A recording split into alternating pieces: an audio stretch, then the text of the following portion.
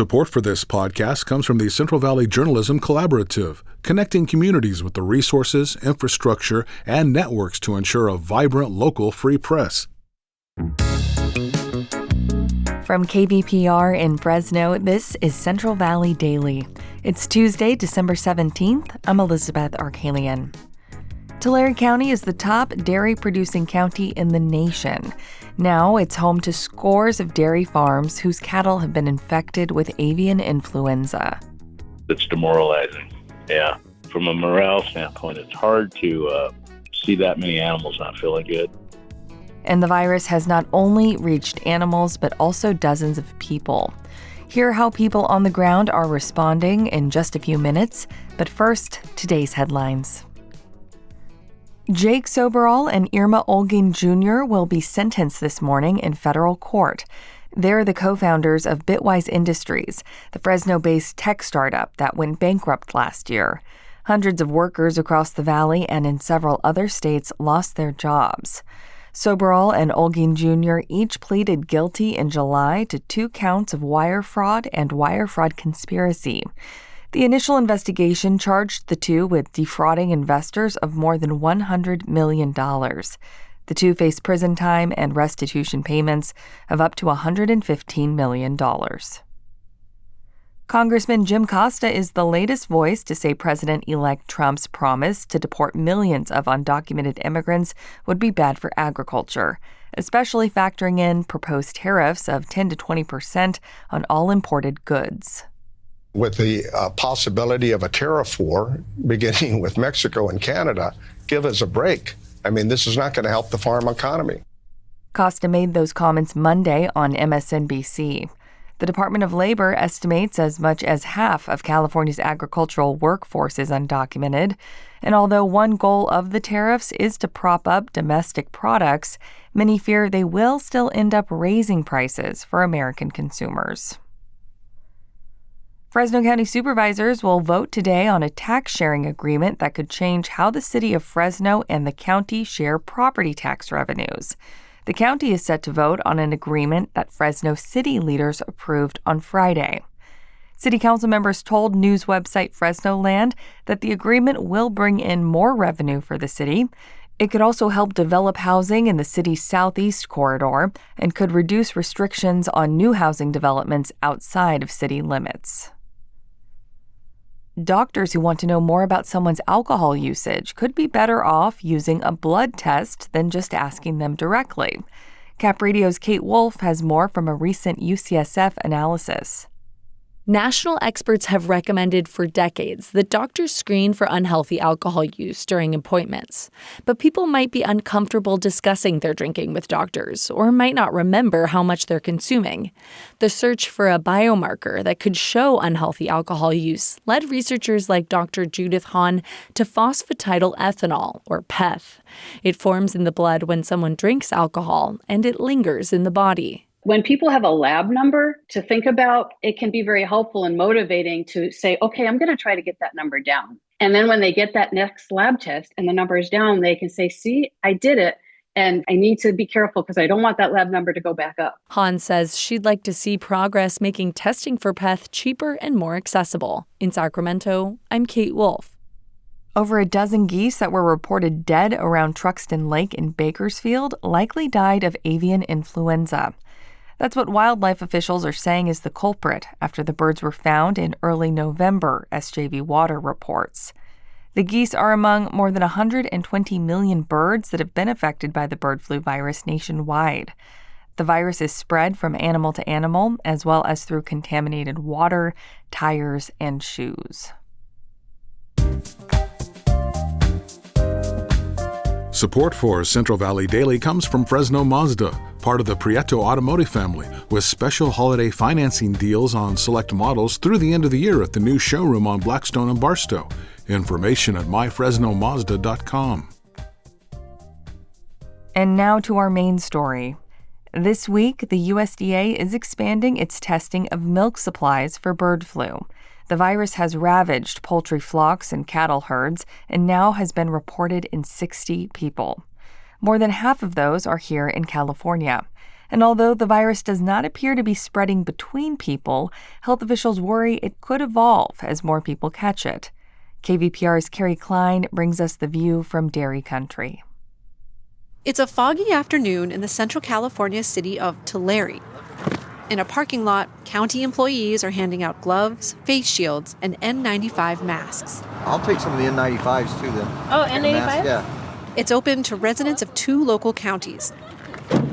They pull in and load up their truck beds with safety equipment known as PPE. Dawn Turner works for the Tulare County Public Health Department. We're good to go. Thanks so much. You're welcome. It's the agency's 9th free PPE handout. Sean Roberts is one of the organizers. 2 hours in, we've given out 37,000 pieces of PPE. It's one way the county and state are working together trying to contain avian influenza, along with testing dairy workers and milk. There are questions about exactly how humans are catching the virus, but health officials say it's carried in milk from infected cattle, and dairy workers can be exposed during the milking process. The idea is that people who are working in direct contact with cattle, whether they're infected or at a high risk to become infected, the cattle are, if they're wearing PPE, it really minimizes the human exposure event. California has reported more bird flu in humans and dairy herds than any other U.S. state. And the bulk of the state's human cases have been here in Tulare County. It's the top dairy-producing county in the entire nation. Take it from Juan de Lesma. He's a farm worker at a nearby dairy. Si no hay vacas, no hay trabajo.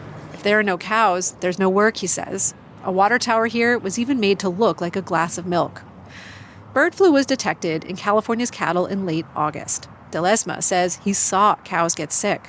Pues sí se ven unas así como que iban caminando como sonámbulas. Some of them looked like sleepwalkers, he says. They looked damaged, and he and his coworkers wondered if they'd die. Cattle have died, but the state declined to give an estimate of how many. As for his own health, De Lesma says he's not too concerned. He's gotten PPE from his employer. But farm worker advocacy groups say that hasn't been everyone's experience. Many aren't aware of the risks of the virus and don't have the PPE they need, according to Elizabeth Strader of the United Farm Workers Union. Also, we've heard from farm workers and community members and veterinarians that symptomatic workers are clearly still working. One reason? Public health officials advise anyone with the virus to isolate until their symptoms improve. That may take longer than the 5 days of paid sick leave that the state generally requires employers to provide. The California Department of Public Health said by email that workers' comp should cover more days off, but Strader says getting it approved is involved, which is a disincentive to get tested. Tricia Stever-Blattler is with the Tulare County Farm Bureau, which represents farmers. She also said farm workers tend to keep their heads down. They don't want to lose pay. They don't want to lose work hours. They don't want to be in trouble with their employer. And they certainly don't want to have the government know more about their life if they are here as an undocumented worker. State health officials acknowledge that cases are likely being undercounted, especially since symptoms have been relatively mild. Meanwhile, state, county, and federal health officials say they're trying to get dairy workers to test more. A PSA on a Spanish-language radio station recently promoted a local testing clinic. It was a pilot clinic organized by the Centers for Disease Control and Prevention, their first one in the entire country. The CDC didn't share how many people showed up. Meanwhile, the virus continues to rip through California's dairies, like Joey Eroso's 4th-generation farm in Tulare County. On the worst day of his farm's outbreak, he says more than 500 cows needed treatment. It's demoralizing. Yeah. From a morale standpoint, it's hard to see that many animals not feeling good. He says 14 of them died, but none of his employees have been sick yet, and he attributes that to all the PPE he got for free. For KVPR News, I'm Kerry Klein in Tulare. And Kerry joins me now to talk about her story some more. Nice to have you back in the studio, Kerry. Hi, Liz. Thanks. Okay, I know you have been covering this since the first reported herd with bird flu here in California, and a lot has changed over the last few months. Mm-hmm. Do you have an update on how many herds have now been infected here in the state? And do officials have estimates of how many cows have died at this point? Yeah, so the first case was detected in cattle in late August, right before Labor Day weekend. And since then, now 630 dairies have reported the virus. That is more than half of the state dairies. For instance, in 2022, there were just over 1,100 dairies in the state. So huge number. But it's still unknown how many have died. The state has not revealed that yet. And I think the mortality rate still varies a lot by dairy and by the circumstances. It's probably safe to say that thousands of cattle had died.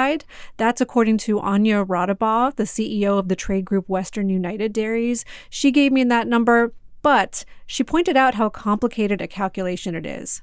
For instance, in early fall at the beginning of the outbreak, temperatures were still above 100 degrees outside, and so the influenza likely exacerbated dehydration among cattle, and some that died of that dehydration probably could have survived the virus otherwise. Plus, some cattle lose milk production after the flu, and so some farmers may cull those cows, get rid of them, even if they recovered from the flu and were still alive. Okay, wow. So major issue here. You've also been following recalls of raw milk over concerns that it could contain the virus. However, pasteurized milk products are not supposed to be a concern to public health, right? That's correct. The pasteurization process heats up milk to a temperature that eliminates pathogens like influenza virus. So health officials say it should be totally, milk, cheese, yogurt, anything made with pasteurized milk should be totally fine to eat. But raw milk doesn't go through that process. There's a producer of raw dairy here in Fresno called Raw Farm. The virus was detected in a number of their products, some at the farms, some on store shelves, and so the farm was placed under quarantine just after Thanksgiving. That means that it can't sell or distribute any of its products until after the quarantine period is over, and the virus is not detected anywhere on its farm.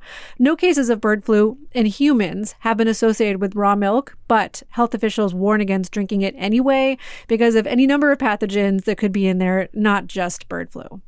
Okay, and many health experts have also expressed fear that this bird flu outbreak could develop into something just as contagious or deadly as COVID-19, if not worse. Have you heard any talk about the development of a vaccine, maybe? So I don't think that we're at a point where the public health concern is that big for a virus yet among humans, but I have been told by dairy trade representatives that they're considering vaccines for cows, for cattle, and that farmers would probably be open to them. Livestock already get lots of vaccines for other viruses, and this would just be one more. But it is worth noting that to help contain this virus in people, health officials do recommend getting the routine flu shot. Even if it doesn't protect against this particular strain, protecting against others is important because one way this virus could change and shift is if a person gets infected by more than one flu virus at the same time, they can start combining and mixing in a process called viral reassortment. So at least if you protect against some of the more common strains, that viral reassortment can become less likely. Okay, with us now heading into 2025 with continued bird flu concerns, what are you going to be keeping an eye on moving forward? Well, I think the biggest concern right now from public health officials and experts is that this virus could begin transmitting from person to person and really could elevate this virus to a much bigger threat than it currently is.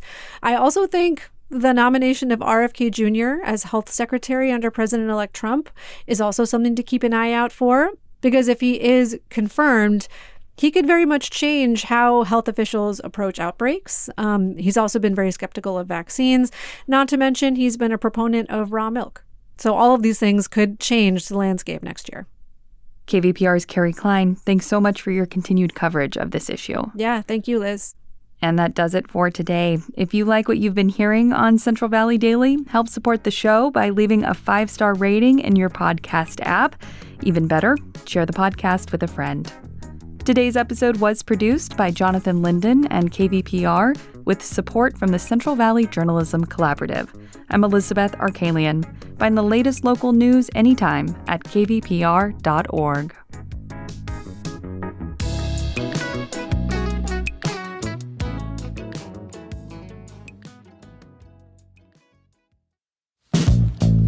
We could all use a little help navigating the news these days. The Consider This podcast wants to give you a hand. 6 days a week, we'll help you make sense of the day's biggest news story and what it means for you in less than 15 minutes. Listen now to the Consider This podcast from NPR.